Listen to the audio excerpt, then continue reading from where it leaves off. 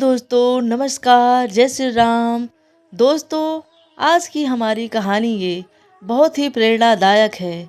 कृपया इसे ध्यान से सुने और हमारी वीडियो पर अंत तक बने रहें। एक आदमी था, उसको अमीर बनने का नशा चढ़ा। वह कड़ी मेहनत करने लगा, लखपति बना, करोड़पति बना, अरबपति बना, न जाने कितने पति बना। असली में तो वह रुपयों का पति बना। वह अपना 60वां जन्मदिन मनाने जा रहा था। उस दिन उसने अपने पूरी जिंदगी की कमाई का लेखा जोखा तैयार किया। उसने देखा कि मैंने इतना कमा लिया है कि मेरी 7 पीढ़ियां आराम से बैठकर खा सकती हैं। अब मुझे कमाने की कोई ज़रूरत नहीं है। जो सहजता से आ जाएगा वहीं आता रहेगा। अब जीवन का आनंद लेना है, खूब तीर्थ करना है, खूब सत्संग करना है। उन्होंने शाम को बर्थडे मनाया और अपना केक काटा, भोजन किया और लोगों को भी भोजन कराया। रात को 1 बजे तक उनकी पार्टी चली। उसके बाद वह अपने कमरे में जाकर एसी चलाकर कंबल ओढ़कर सो गए। 3 बजे भोर में कोई उनका कंबल खींचा। उन्होंने देखा सामने मोटा तगड़ा काला कलूठा आदमी खड़ा था। सेठ जी ने पूछा, तुम भीतर कैसे आए? उसने बोला, मैं कहीं भी कभी भी आ जा सकता हूँ, मुझे कोई रोक नहीं सकता।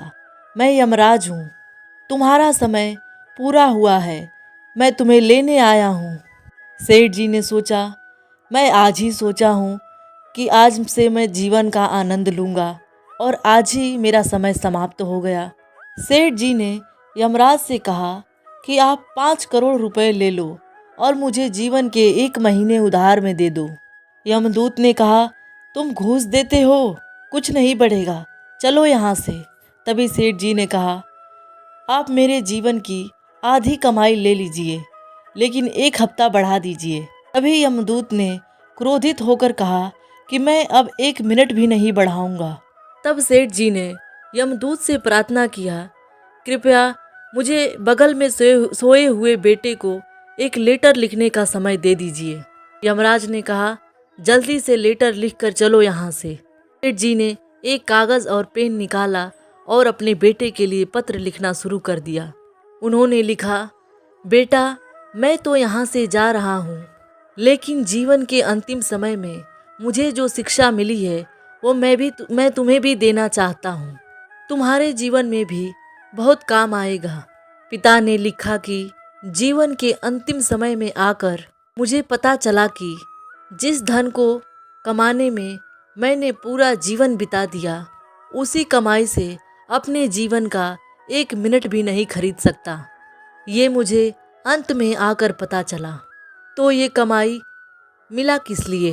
पिता ने कहा, तुम खूब रुपया कमाना, धन कमाना, लेकिन इस कमाई के साथ साथ सत्कर्म भी करना, क्योंकि जीवन जीने में सत्कर्म करने के लिए अलग से समय नहीं मिलता।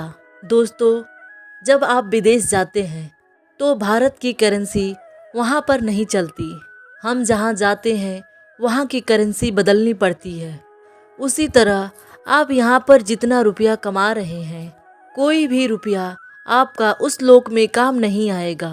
वहाँ जो करेंसी चलेगी उसमें इस करेंसी को चेंज कराइए, कार्य करिए, गरीबों की सहायता करिए, भागवत पाठ कराइए, इत्यादि अनेक धर्म कार्य करिए, क्योंकि यही करेंसी वहाँ पर काम आएगी। दोस्तों, आपको हमारी ये कहानी कैसी लगी? प्लीज़ लाइक करें, कमेंट करें और सब्सक्राइब करें। समय, संपत्ति, सत्ता और शरीर हमेशा साथ नहीं देते हैं, लेकिन अच्छा स्वभाव, ज्ञान और अच्छे कर्म हमेशा साथ देते हैं। जय श्री राम।